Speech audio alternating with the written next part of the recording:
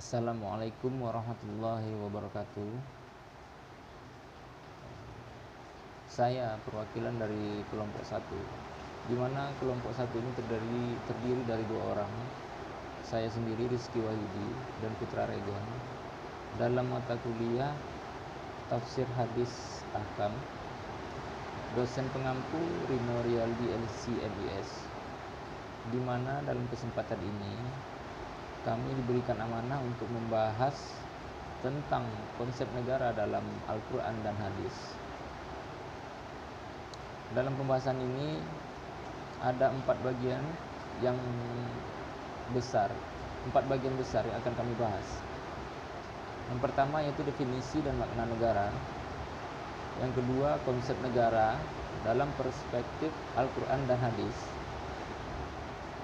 Dan yang ketiga, syarat pembentukan negara. Dan yang terakhir, urgensi negara dalam dakwah. Masuk ke pembahasan yang pertama, pengertian negara. Menurut Kamus Besar Bahasa Indonesia, negara adalah organisasi dalam suatu wilayah yang mempunyai kekuasaan tertinggi yang sah dan ditaati oleh rakyat. Ini berarti negara merupakan pemegang kekuasaan yang tertinggi dalam masyarakat yang tinggal dan hidup di suatu negara tersebut. Secara etimologis, kata negara berasal dari kata state, yaitu dalam bahasa Inggris, stad dalam bahasa Belanda, Jerman, etat dalam bahasa Prancis, dan statum dalam bahasa Latin, yang berarti meletakkan dalam keadaan berdiri. Sedangkan di Indonesia sendiri, kata negara berasal dari bahasa Sanskerta, yaitu negara atau nagari, yang berarti wilayah, kota atau penguasa. Selain itu, ada tokoh yang mendefinisikan mengenai negara, misalnya George Jelinek, yaitu mendefinisikan negara sebagai organisasi kekuasaan dari sekelompok manusia yang mendiami wilayah tertentu. Sedangkan R. Djoko Suntono menyatakan negara sebagai organisasi atau kumpulan manusia yang berada dalam pemerintahan yang sama. Definisi di atas, sekarang kita akan membahas mengenai negara Islam. Negara Islam merupakan negara yang didirikan atas dasar keyakinan atau akidah, bukan atas dasar letak geografis, etnis, ataupun aspek-aspek alam lainnya. Karena itu, negara Islam bersifat universal dan karenanya multi etnis. Meskipun negara Islam bersifat universal, namun tidaklah harus berwilayahkan seluruh penjuru bumi. Untuk itu disebut sebagai sebuah negara Islam. Negara Madinah pun hanya memiliki wilayah yang tidak terlalu luas, namun sudah bisa disebut sebagai sebuah negara Islam, bahkan sebuah negara yang ideal. Yang terpenting adalah bahwa wilayah tersebut dikuasai oleh satu payung kekuasaan. Satu wilayah tidak boleh dikuasai oleh lebih dari satu payung kekuasaan yang sama tinggi. Masuk ke pembahasan yang kedua, yaitu konsepsi negara dalam perspektif Al-Quran dan Hadis.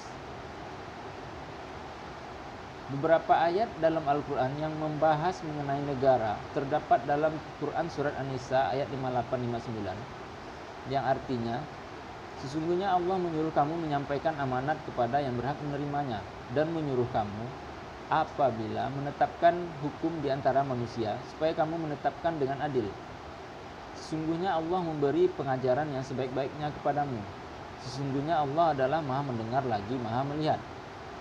Berbeda dengan gambaran sejumlah masyarakat yang memandang agama sebagai perkara individu dan hubungan antara dirinya dan pencipta. Agama samawi, khususnya Islam, ajarannya diperuntukkan bagi individu dan sosial. Islam bahkan melihat iman dan agama memiliki kelaziman untuk melihara keadilan dan amanah dalam masyarakat. Amanah yang ada di pundak manusia ada 3. Yang pertama, manusia dan Tuhan, artinya memelihara hukum dan batas-batas ilahi sendiri, merupakan amanah yang ada di pundak manusia. Kedua, antara manusia dengan manusia. Seseorang yang diberikan amanah harus mengembalikannya kepada sang pemilik tanpa ditambah dan dikurangi. Ketiga, amanah yang ada pada diri manusia itu seperti usia, kekuasaan, kemampuan jasmani dan mental Dari sisi agama, semua itu adalah amanah Tuhan yang ada di tangan kita. Bahkan kita manusia bukan pemilik diri kita, melainkan hanya mengemban amanah. Anggota badan kita harus dimanfaatkan dengan baik di jalan keridhaan Tuhan. Dari ayat tersebut dapat dipetik beberapa hikmah. Yang pertama, setiap amanah memiliki pemiliknya yang harus diserahkan kepadanya. Yang kedua, amanah harus diserahkan kepada pemiliknya, baik itu kafir ataupun musyrik. Dalam menunaikan amanah, kemungkinan si pemilik tidaklah diisyaratkan. Ketiga, bukan hanya hakim yang harus adil, tapi semua orang mukmin haruslah memelihara keadilan dalam segala bentuk penanganan masalah keluarga dan sosial. Yang keempat, dalam memelihara amanah dan menjaga keadilan, haruslah kita tahu bahwa Tuhan sebagai pengawas karena Dia Maha mendengar dan melihat. Yang kelima, manusia memerlukan nasihat dan penasihat yang terbaik adalah Tuhan yang Maha Esa. Kemudian dalam ayat selanjutnya disebutkan yang artinya, hai orang-orang yang beriman, taatilah Allah dan taatilah Rasul-Nya dan ulil amri di antara kamu. Kemudian, jika kamu berlainan pendapat tentang sesuatu, maka kembalikanlah ia kepada Allah, Al-Quran, dan Rasul Sunnahnya. Jika kamu benar-benar beriman kepada Allah dan hari kemudian, ya demikian itu lebih utama bagimu dan lebih baik akibatnya.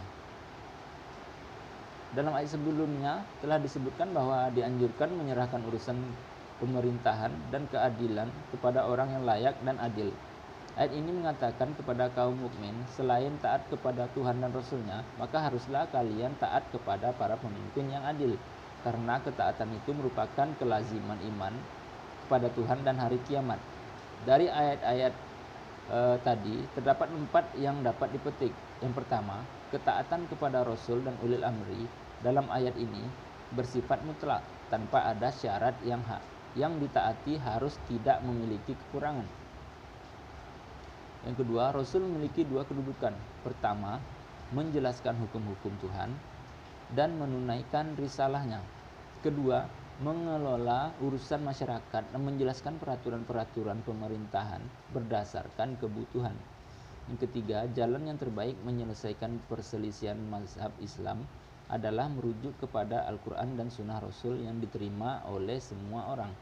Yang keempat, masyarakat haruslah menerima pemerintahan Islam dan mendukung para pemimpin yang adil. Pembahasan ketiga yaitu syarat pembentukan negara. Syarat terbentuknya suatu negara apabila ingin didaulat menjadi satu negara minimal harus melengkapi 4 syarat. Yang pertama, memiliki wilayah ini adalah syarat mutlak bagi calon sebuah negara, karena tanpa wilayah atau tempat maka akan sulit bagi calon negara untuk membentuk negara yang berdaulat. Contohnya, negara yang sudah terbentuk tapi masih belum memiliki syarat ini adalah Israel yang menempati wilayah dari Palestina. Yang kedua, memiliki rakyat. Yang ketiga, memiliki pemerintahan yang berdaulat. Yang keempat, diakui oleh negara lain. Urgensi negara dalam dakwah. Secara garis besar, fungsi negara yang diungkapkan oleh Yusuf Qaradawi terbagi menjadi 2, yaitu negara berfungsi menjamin segala kebutuhan minimum rakyat. Fungsi pertama ini bermakna bahwa negara harus menyediakan atau menjaga tingkat kecukupan minimum dari masyarakat. Kecukupan kebutuhan minimum dari masyarakat. Yang kedua, negara berfungsi mendidik dan membina masyarakat. Dalam fungsi ini menjadi ruang lingkup kerja negara adalah menyediakan fasilitas, infrastruktur, regulasi, institusi, sumber daya manusia, pengetahuan sekaligus kualitasnya, sehingga keilmuan yang luas dan mendalam serta menyeluruh syamil mutakalimin berkorelasi positif pada pelestarian dan peningkatan keimanan yang telah dimunculkan oleh poin pertama dari fungsi negara ini. Sebab-sebab dari dakwah adalah karena Allah Subhanahu wa taala telah memerintahkan kepada manusia dan jin untuk menyembah hanya kepada Allah Subhanahu wa taala tanpa mempersekutukannya dengan sesuatu apapun. Maka cara yang ditempuhnya tiada lain adalah dengan mengutus para rasul untuk menyampaikan dan melaksanakan segala perintahnya dan menjadikannya sebagai tugas dan kewajiban. Dengan demikian, tugas dan kewajiban ini berlaku juga bagi setiap manusia yang sudah mengikrarkan diri dalam syahadatnya. Paling tidak, dapat dikemukakan 6 tugas dan kewajiban tersebut. Yang pertama, memberikan bimbingan kepada akal manusia untuk mengenal Allah dalam segala aspek dengan manhaj yang telah ditentukan oleh Allah Subhanahu wa taala. Yang kedua, menerangkan apa yang dihalalkan oleh Allah dan apa yang diharamkan bagi manusia. Yang ketiga, memperhalus jiwa dan mendidik jiwa dengan cara mengarahkan jiwa dan akhlak pada nilai-nilai yang mulia. Yang keempat, menerangkan apa yang menjadi pertentangan umat manusia, konflik-konflik yang terjadi akibat syahwat manusia. Lalu bagaimanakah urgensi negara dalam jalan dakwah ini? Tahapan yang harus dilakukan dalam agenda dakwah meliputi membangun sebuah organisasi yang kuat dan solid. Yang kedua, membangun basis sosial yang luas dengan merata sebagai kekuatan pendukung dakwah yang disebut dengan mihwar sya'bi. Yang ketiga, membangun berbagai institusi untuk mewadahi pekerjaan-pekerjaan dakwah di seluruh sektor kehidupan dan seluruh segmen masyarakat. Yang keempat, setelah 3 tahap di atas, maka sampailah pada tingkat institusi negara. Sebab institusi dibutuhkan dakwah dalam merealisasikan secara legal dan kuat seluruh kehendak Allah Subhanahu wa taala.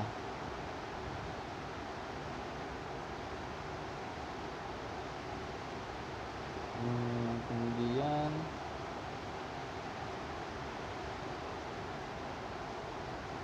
peran kepala dalam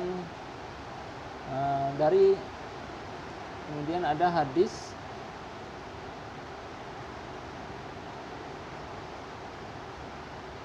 ada salah satu dalil, yaitu dahulu Bani Israel selalu dipimpin dan dipelihara urusannya oleh para nabi. Setiap kali seorang nabi meninggal digantikan oleh nabi yang lain. Sesungguhnya tidak akan ada nabi sesudahku, tetapi nanti akan banyak khalifah. Hadis riwayat Imam Muslim dari Abi Hazim. Dari hadis tersebut, maka pengaturan kepentingan umat baik internal maupun eksternal sepenuhnya berada di tangan kepala negara. Kemudian bagaimana dengan peran kepala negara dalam politik Islam? Peranannya yaitu berupa seorang kepala negara wajib untuk menjalankan hukum Islam sebagai konstitusi hukum negara. Ia tidak boleh mengadopsi aturan yang berada di luar konteks Islam, baik metode pengambilan hukum ataupun hukumnya sendiri. Yang kedua, seorang kepala negara bertanggung jawab terhadap politik dalam dan luar negeri sekaligus, termasuk dalam hal pertahanan negara atau militer. Ketiga, seorang kepala negara berhak menerima ataupun menolak duta asing, serta menentukan dan memberhentikan duta-duta Islam. Selanjutnya, dalam kontribusi umat rakyat dalam dakwah, yaitu kewajiban utama umat dalam dakwah adalah taat kepada amir atau penguasa yang ditunjukkan dengan baiat.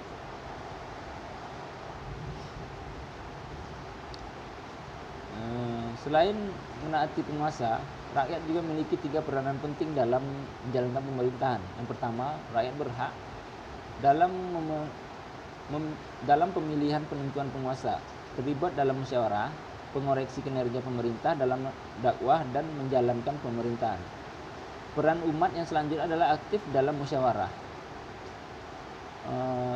Umat sebagai pengoreksi seorang pemimpin atau penguasa. Inti dari urgensi negara dalam dakwah adalah negara sebagai fasilitator dalam gerakan dakwah yang memberikan kelegalan dalam setiap gerak dakwah. Selain itu, negara sebagai lembaga yang kuat yang dipatuhi oleh rakyat yang ada di dalamnya juga menjadi pelaksana dari hukum Islam. Selain itu, peran penting dari negara yang lain yang tak kalah penting adalah negara menyiapkan dan melahirkan kader-kader dakwah yang menyerukan hukum-hukum Islam. Demikianlah pembahasan yang bisa kami sampaikan. Lebih dan kurang kami mohon maaf. Wabillahi taufiq wal hidayah. Assalamualaikum warahmatullahi wabarakatuh.